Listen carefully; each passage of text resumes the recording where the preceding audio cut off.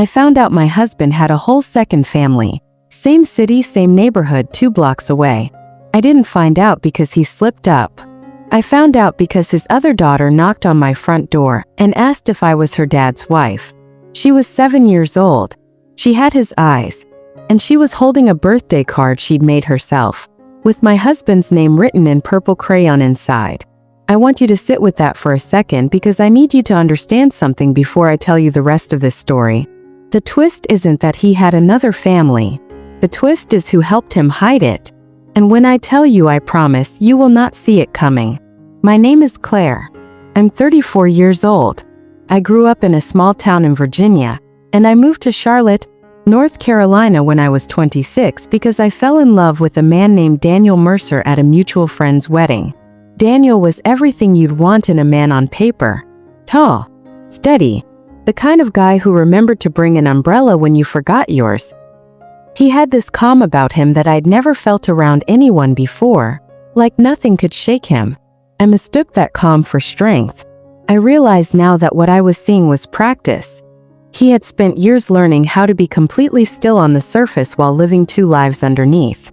We dated for 2 years. He proposed on a Tuesday night in the kitchen, no grand gesture, just him on one knee in his work clothes holding a ring box he'd been carrying in his jacket for 3 weeks waiting for the right moment. I said yes before he even finished asking. We got married in October 2016. Nothing extravagant, 70 guests, mason jars with flowers, a dance floor under string lights in my parents' backyard. My mother cried. My dad walked me down the aisle and squeezed my hand and said, "This one's a keeper, baby girl." We moved into a house on Sycamore Lane. A real house. 3 bedrooms, a little porch, a yard with a fig tree that the previous owner had planted 30 years before. I used to sit under that tree on Sunday mornings with coffee and think, this is it. This is the life. And for a while, I genuinely believe it was. I believe Daniel loved me in the beginning. I believe the first chapter of our marriage was real. That's what makes this story so much harder to tell. Because this isn't a story about a monster who never cared.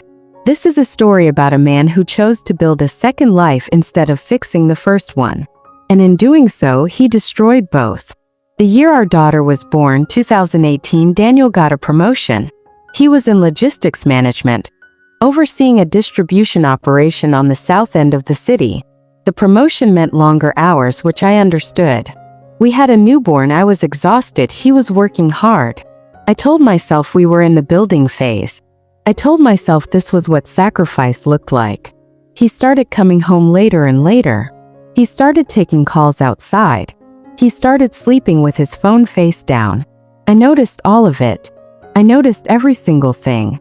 But I had a baby on my hip and sleep deprivation pulling me under like a tide. And when I brought it up, Daniel would look at me with this expression, this patient, slightly tired expression, like I was overreacting. Like my instincts were symptoms of postpartum anxiety, not reality. He sent me to therapy. Let me say that again. He sent me to therapy. He sat across from me at the kitchen table one night, reached across and held my hands and said, "Claire, I'm worried about you. I think you're struggling more than you're letting on. I think you should talk to someone." And I went, because I loved him, and because part of me believed him. Because when you're living with a liar who is good at it, you start to doubt your own mind before you doubt theirs. I spent 14 months in therapy working on my anxiety, my trust issues, my fear of abandonment. My therapist was kind and thoughtful and helped me in real ways, but she was also working with the version of events that I gave her, which was the version Daniel had carefully constructed for me to believe. I was in therapy for his guilt. Let that land. Our daughter, Mia, was 2 years old this summer. Everything started to unravel. And the unraveling didn't start with something dramatic. It started with a smell. I was doing laundry on a Saturday. Daniel was at the grocery store, or so he said. And I pulled one of his work shirts out of the hamper and it smelled like a child. Not perfume, not another woman. A child. That particular sweetness of kids' shampoo, and something slightly like playground dirt and fruit snacks. I stood in the laundry room holding that shirt for a long time. Daniel didn't have nieces or nephews. He wasn't close enough to any family friend's kids to be picking up that scent. I couldn't explain it. I folded the shirt and put it away, and I didn't say anything that night. But something in my body had changed. Something in my chest had shifted.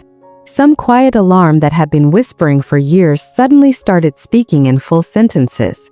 I started paying attention differently after that. I started noticing that every Tuesday and Thursday evening, Daniel was unreachable for a 2-hour window between 6 and 8 p.m. He always had an explanation. Traffic.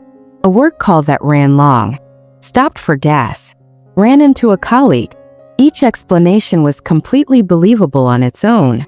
But together, stacked up over weeks, they formed a pattern. And patterns don't lie even when people do. I didn't confront him. Not yet. Instead, I did something I'd never done before in our marriage. I drove to his office one Thursday at 7:15 p.m., and I sat in the parking lot across the street. His car wasn't there. I drove home. He came in at 8:47. He smelled like dinner. Someone else's kitchen, something with garlic and onion and warmth. He kissed me on the cheek and said traffic had been terrible and asked if Mia was already down. Yes, I said. She's already down. I didn't sleep that night. The next week I hired a private investigator. I found him through a friend of a friend who had gone through her own version of this nightmare 2 years earlier. His name was Ron.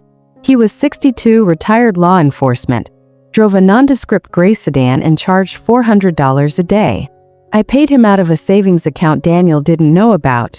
Money I'd set aside for my freelance design work, just a quiet little fund I'd kept for myself for reasons I couldn't have explained at the time. I understand now why I kept it. Some part of me knew. Some part of me had always known. I told Ron everything I'd noticed, the pattern of Tuesday and Thursday evenings, the shirt, the parking lot. He listened without expression and told me he'd be in touch. For days later, he called me. His voice was careful. He said, "Claire, I need you to prepare yourself before I tell you what I found." I was standing in the kitchen. Mia was in the living room watching a cartoon, her little voice singing along with something. I remember thinking very specifically, I need to stay standing. Whatever this is, I need to stay on my feet. Ron told me that Daniel, on both Tuesday and Thursday evenings for the past several weeks, had driven to a house on Wren Street, that he stayed for approximately 2 hours, that he was greeted at the door by a woman named Sandra, that Sandra had 2 children, that the older child, a girl age 7, appeared to call Daniel Daddy. I didn't make a sound. Ron said, "There's more, Claire. The house on Wren Street is 2 blocks from yours." 2 blocks. He was living a second life 2 blocks away from our home. 2 blocks from our daughter, from our fig tree, from the bed we shared. 2 blocks. Do you understand what that means? That wasn't a mistake or a moment of weakness or some distant affair he could keep in a separate compartment. That was deliberate. That was construction. He had built something right beside us, close enough to walk to in 4 minutes, and for years, he had moved between those 2 houses like they were both just rooms in a life that belonged entirely to him. I asked Ron how long. He said based on the age of the older child, he believed it had been going on for at least 7 years. 7 years. We had been married for 6. He had started this before I existed in his life as a wife. He brought Sandra with him into our marriage without telling me she was there. I thanked Ron. I hung up the phone. I walked into the living room and sat down on the floor next to Mia, and I watched her cartoon with her, and I held her hand and I did not cry.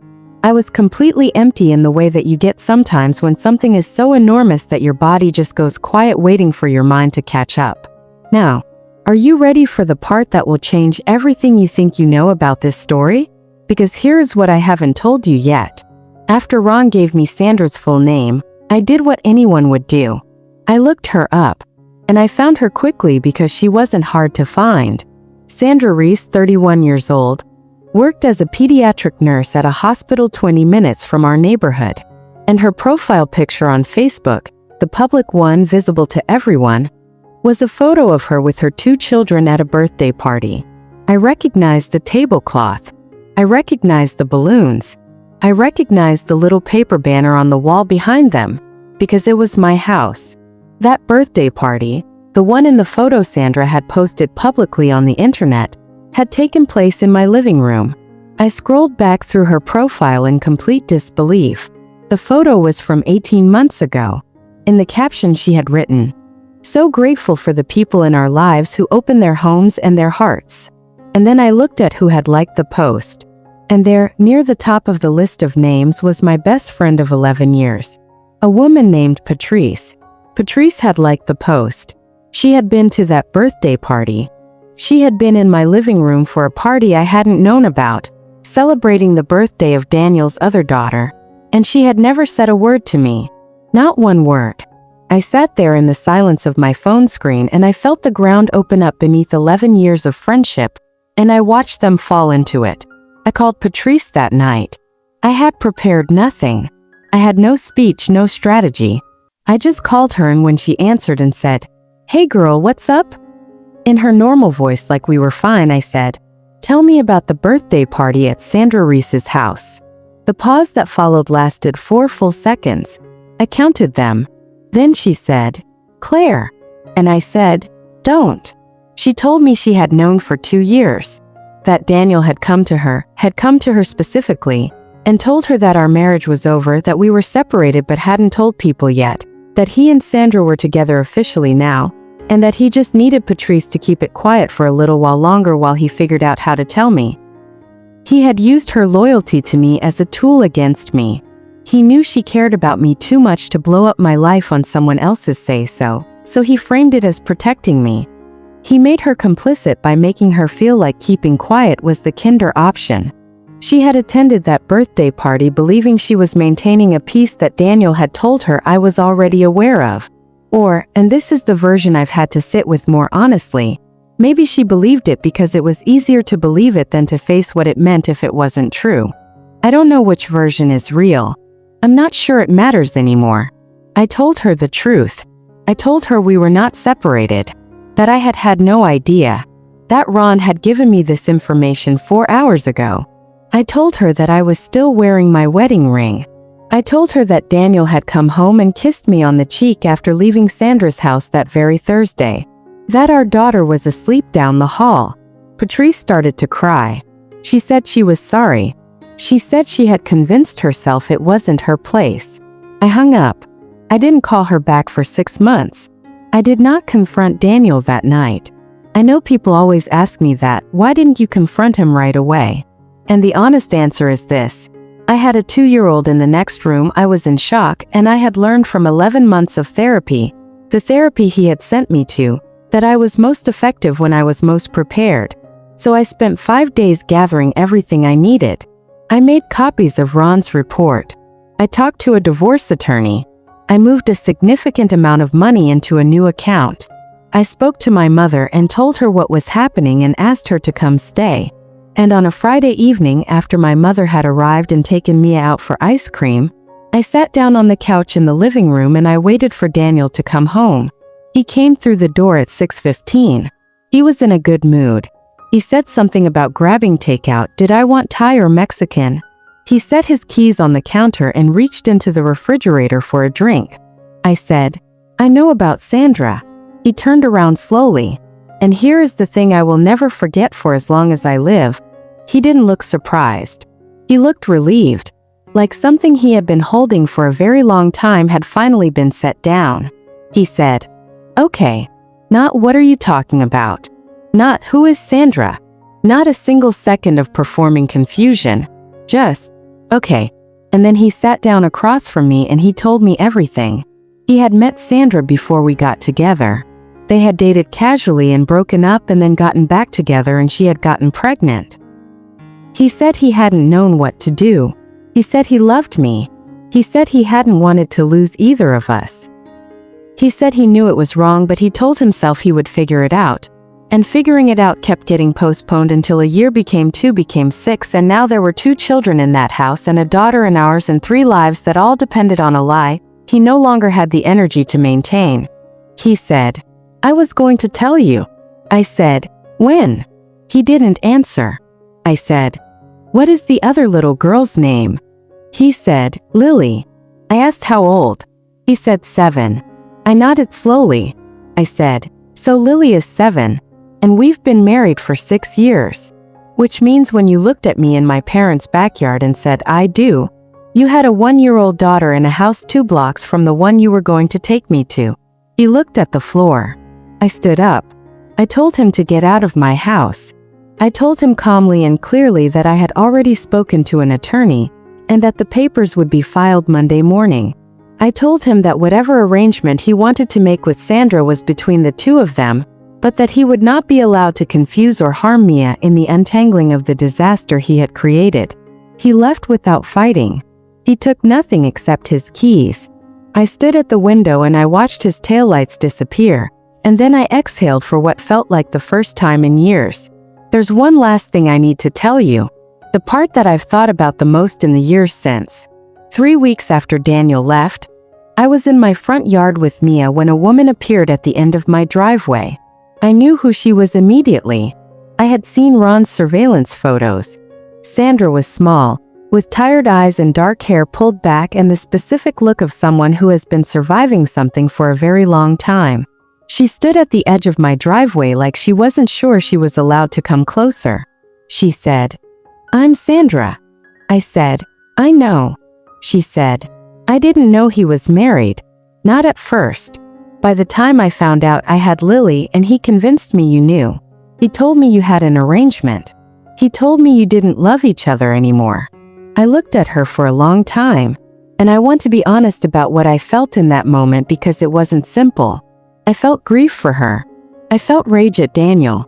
I felt a specific kind of sorrow for Lily and for Mia, who had a father who had fractured their foundations before they were old enough to understand what foundations were.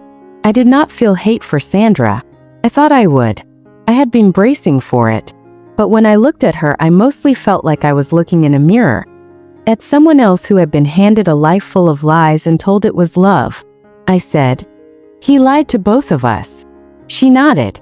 Her eyes filled up. I said, "Our daughters didn't choose this." She shook her head.